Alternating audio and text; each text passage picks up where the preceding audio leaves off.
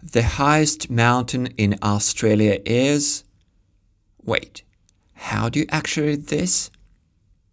Welcome to the world of Slavic languages. Slavic languages are quite similar in their spoken form, but they don't have a common script. Some countries use a Latin-based alphabet, while others use Cyrillic. And there are 3 countries that use both. Today we'll delve into 2 Latin-based alphabets, Czech and Polish. They are fundamentally different. The other Slavic alphabets are based on them, so if you're a bit familiar with both, you have a key to any other Slavic language that uses the Latin script. The Latin alphabet is suited to convey sounds of one language, which is Latin. Classical Latin had just 15 consonant sounds.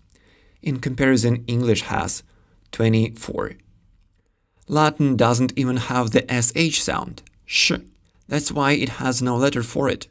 But nowadays, almost all European languages have this sound, so they have to come up with all sorts of ways to spell it. Here we actually see 2 main methods to convey a sound that was missing in Latin. Method 1. You can use 2 characters to write a single sound.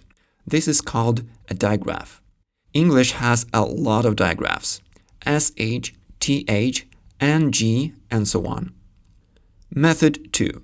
You can add a diacritic mark to a letter. A diacritic is usually written above or below the modified letter. English does not feature diacritics, but you can still find them in some French borrowings like façade, résumé, naïve. The Czech alphabet was initially designed by the Czech theologian and philosopher Jan Hus. Let's first understand why you read this as Jan Hus and not Jan Hus. Both English and Czech have short and long vowels. In English you have different words like hit, heat. But English spelling is very inconsistent. Say the long E sound can be spelled in at least 8 ways. 1 E, double E, E-A, I, I-E, E-I, E-Y, and Y. The great news is that the Czech spelling is mostly phonemic. Czech short vowels always sound this way: I, E, A, O, U. Letters I and Y sound the same, but they were different in Old Czech. The long vowels receive a diacritic, the acute accent. I, E, A, O, U. The long U sound can be also spelled as U with the ring above when it comes from the historical O sound. Many of the Czech consonants sound similar to English, but let's see what's different. Letter J stands for the yod sound. That's why we say Jan and not Jan. The Czech H sounds like so we say Hus, not Hus. By the way, Hus means goose in Old Czech. The Czech R is rolled like in Italian or Spanish. R. The Latin alphabet has 2 letters for the same sound, K and C. The Czech alphabet uses only the letter K for the K sound like in kid. The letter C is for the TS sound like in cats. C. The only Czech digraph is CH. It sounds as CH in lach, not as CH in cheap. Both English and Czech have hushing sounds, sh and zh. Czech employs a diacritic mark called Karen, sh, zh. English spells these sounds as the digraphs, sh and zh. The letter C with Karen stands for the ch sound as in cheap. The Czech name for Karen is háček. As you can see, háček is spelled with a háček. Czech differentiates between hard and soft consonants. This kind of contrast is very typical for Slavic languages, but does not exist in English. Take this Spanish word, niño. It has two kinds of the M sound. The first is hard, n. The second is soft, ny. A soft consonant is like a hard one blended with the yod sound. If you pronounce both n and y at the same time, then you have the soft ny sound. Note that Spanish uses a tilde to spell the soft ny. The Czech alphabet employs caron to write its soft consonants, ny, d, t. Note that the caron looks like an apostrophe for the lowercase d and t. When a soft consonant is followed by the e sound, then the caron is written above the vowel. And when a soft consonant is followed by the e sound, then the caron is not written at all.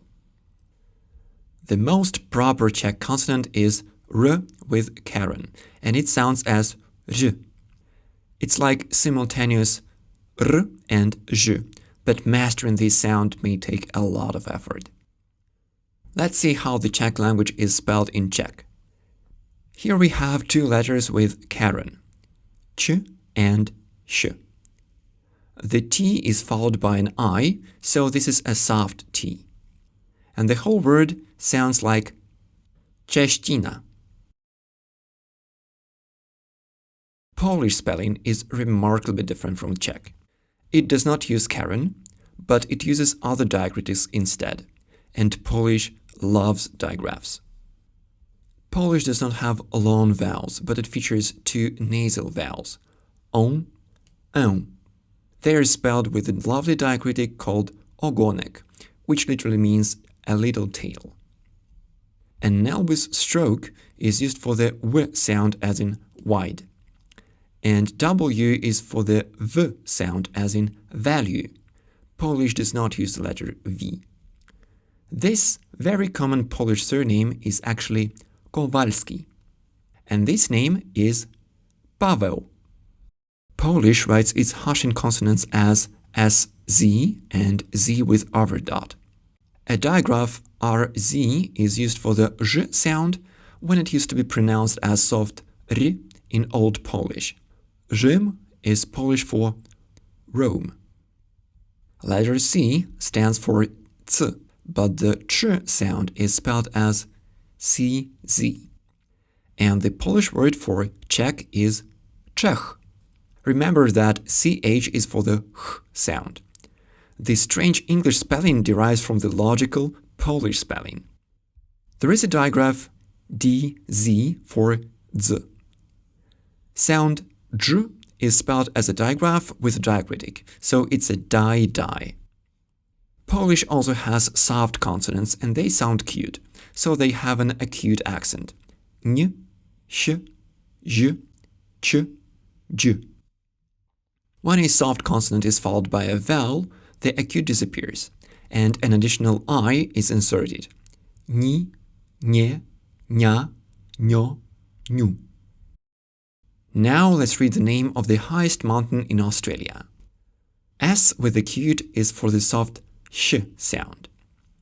Ci is for the soft ch sound. It's spelled as ci and not as c with acute because it's followed by a vowel. U sounds like u. Sz is for the hard sh sound. So this word sounds like Kościuszko. By the way, Mount Kościuszko was named by Paweł Edmund Strzelecki after the Polish national hero Andrzej Tadeusz Bonaventura Kościuszko. And if you can read this, then your Polish is very good. Czech and Polish spellings differ in many ways. The Czech language spells its long vowels with acute. It uses caron for both Hasian consonants like sh, zh, and soft consonants, ny. The Polish language spells its nasal vowels with ogonek. Hasian consonants are spelled as sz and z with overdot. Soft consonants are spelled with acute or as a digraph, depending on their position. Which alphabet do you find simpler? If you're a Slavic speaker, How well can you understand other Slavic languages in their written form? Leave your answers in the comments down below.